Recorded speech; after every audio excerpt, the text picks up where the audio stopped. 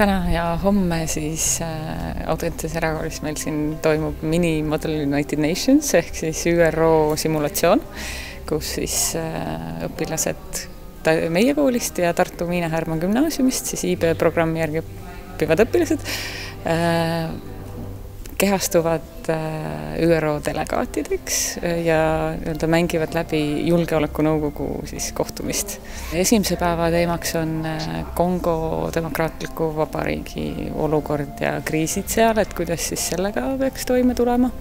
Ja kui see juhtub, et saadakse ühe päevaga otsustatud, siis teiseks päevaks on teemana välja mõeldud Antarktika ja siis nafta kuidas ja kas sealt naftat puurida.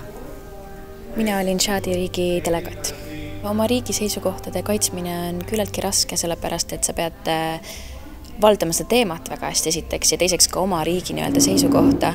Ja selle jaoks ongi vajalik ettevalmistus, et õppida enda riigi seda profiili ja siis andmeid, et rääkida kaasa, et kas meie enda selle riigis, kelles me seisame, kas me saame aidata ja mis on meie vahendid selle jaoks. Prantsusmaa ideed on sellised, mida jagavad paljud ÜRO Security Councili liikmed ning koostöö on olnud meeldiv ja see ei ole olnud väga keeruline. Andmete info kogumine ei võtnud tegelikult kaua aega. Pigem just sa saad selgemaks enda neid andmeid siin rääkides teistega, et kui mõni riik räägib enda seisukohast, siis sa oskad kohe otsida informatsiooni enda riigi kohta, et kuidas on sinu riigi see vaatepilt sellele arvamusele.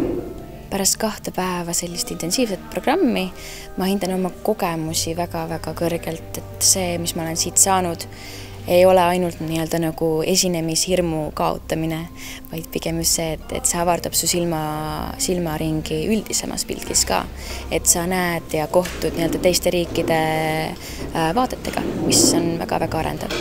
See ÜRO simulatsioon on andnud mulle kindlust ja parandanud minu väljendusvõimet ning oskust väljendada fakte selgelt ja arusaadavalt lühikese aja jooksul. Ja kui ma oleks võimalus sellises projektis osaleda, ma kindlasti teeksin seda.